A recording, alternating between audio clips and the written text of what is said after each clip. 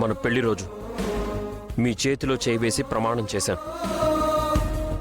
ధర్మేచ అర్ధేచ కామేచ మోక్షేచ నాతి చరామి అని. ఇప్పుడు నా తల మీదున్న చేయి వేసి మీరు కూడా ప్రమాణం చేయండి. మనస వాచ కర్మణ త్రికరణ శుద్ధిగా నేను చెప్పిన దానికి కట్టుబడి ఉంటాను.